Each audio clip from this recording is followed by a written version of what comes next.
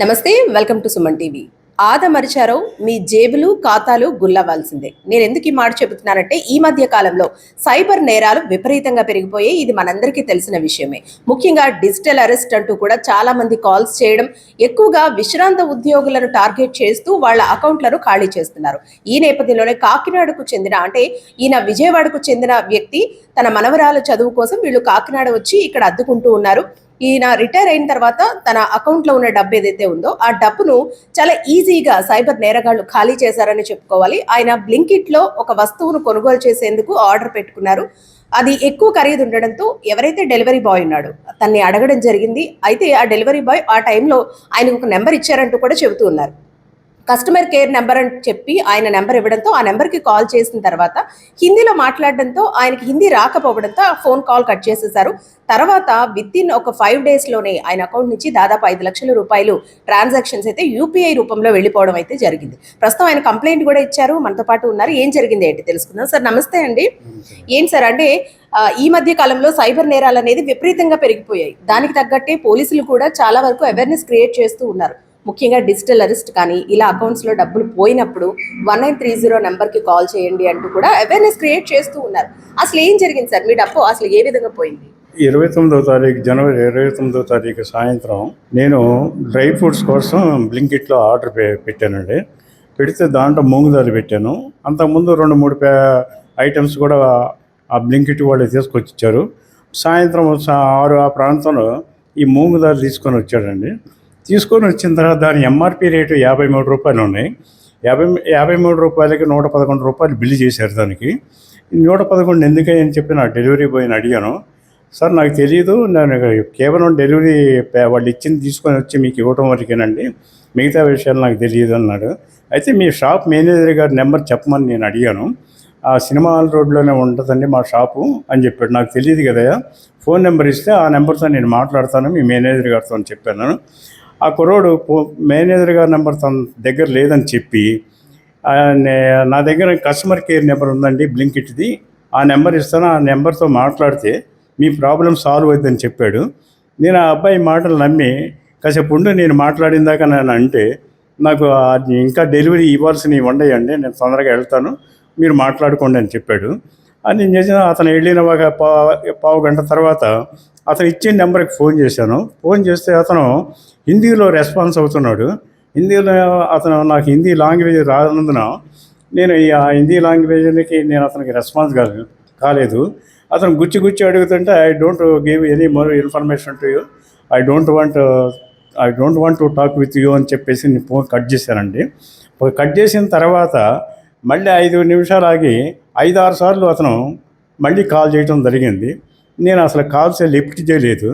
ఆ విధంగా మళ్ళీ ఇది 29వ తారీఖు సాయంత్రం 6-7 మధ్య జరిగిన దానికి 6వ తారీఖు ఉదయం నేను ఇక్కడ మాకు దగ్గరలో ఉండే భీమా హోటల్ దగ్గరకి వెళ్ళి ఇడ్లీ తెచ్చుకున్నామని చెప్పి నేను వెళ్ళాను. అక్కడ డబ్బులు ఫోన్పే ద్వారా పే చేయడానికి చేస్తుంటే దాంట్లో 5 లక్షల చిల్లర ఉండాల్సిన డబ్బులు కేవలం 600 మాత్రమే ఉన్నాయి. ఏంటి అని చెప్పేసి నీ ఫోన్పేలో ఉన్న హిస్టరీ పాయింట్ ప్రెస్ చేస్తే మొత్తం డబ్బులన్నీ డ్రా చేసినట్టున్నాయి.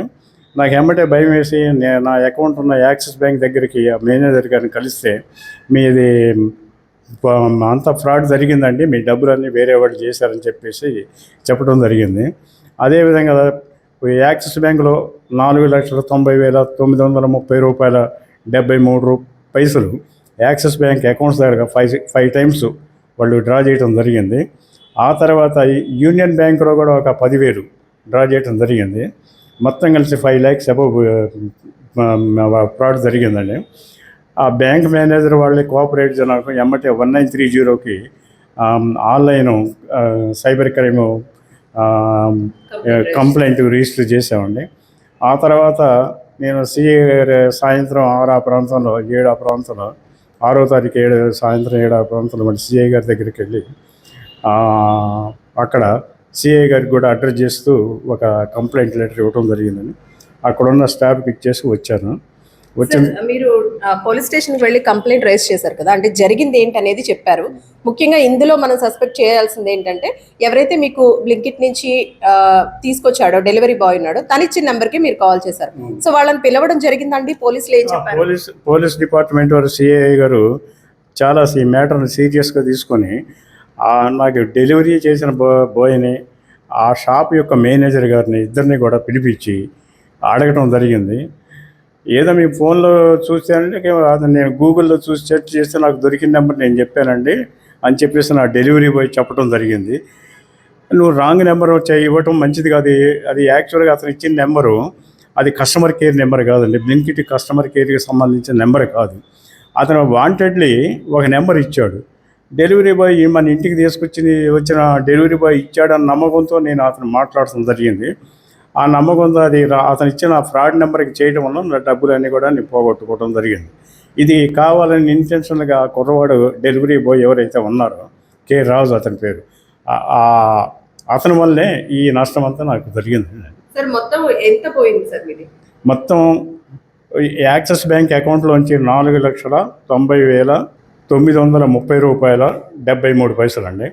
యూనియన్ బ్యాంక్ నుంచి 10,000 రూపాయలు, మొత్తం 5,930 రూపాయల 73. సార్, సాధారణంగా మనకి ఏదైనా మెసేజ్ రాగానే అందులో క్రెడిట్ కానీ డెబిట్ కానీ మెసేజ్లు రాగానే మనం వెంటనే చూసుకుంటూ ఉంటాము.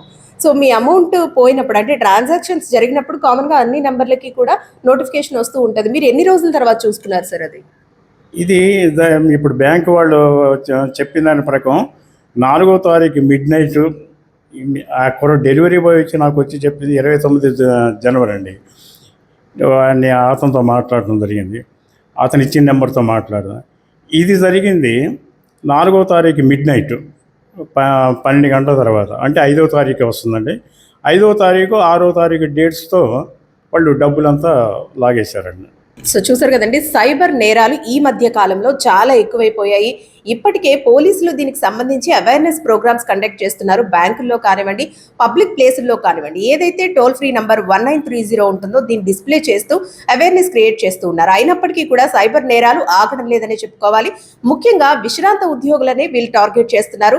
ఒక చిన్న ఆన్లైన్లో పర్చేస్ చేసి ఆ వచ్చిన డెలివరీ బాయ్ని కస్టమర్ కేర్ నెంబర్ అడగడంతో ఆ అబ్బాయి ఇచ్చిన నెంబర్కి కాల్ చేయడంతోనే తన 5 లక్షల రూపాయలు పోయాయంటూ కూడా ఆయన చెబుతూ ఉన్నారు. దీనికి సంబంధించి ఇప్పటికే సైబర్ క్రైమ్లో కంప్లైంట్ కూడా రేజ్ చేశారు. అయితే ఏదైతే ట్రాన్సాక్షన్స్ జరుగుతాయో వెంటనే చూసుకుంటే కనుక అకౌంట్స్ని ఫ్రీజ్ చేసి అమౌంట్ని ఫ్రీజ్ చేసే అవకాశం ఉంది. కానీ ఆయన కాస్త ఆలస్యంగా చూసుకోవడంతో అమౌంట్ మొత్తం కూడా పోగొట్టుకున్న పరిస్థితి ఉంది. ప్రస్తుతం అధికారులు అయితే దీనికి పూర్తిగా స్పందిస్తున్నారు. ఇటువంటి సైబర్ నేరాల పట్ల అప్రమత్తత అవసరమని, ఇలాంటి కాల్స్ కానీ అంటే ఫేక్ కాల్స్ వచ్చినా, ఏవైనా అన్వాంటెడ్ అన్నోన్ లింక్ వచ్చినా సరే వాటిని క్లిక్ చేయొద్దంటూ కూడా చెబుతూ ఉన్నారు. అలాగే చాలా మంది డిజిటల్ అరెస్ట్ పేరుతో వీడియో కాల్స్ చేస్తూ ఉంటారు. అది నిజమని నమ్మి చాలా మంది డబ్బులు కడుతూ ఉంటారు.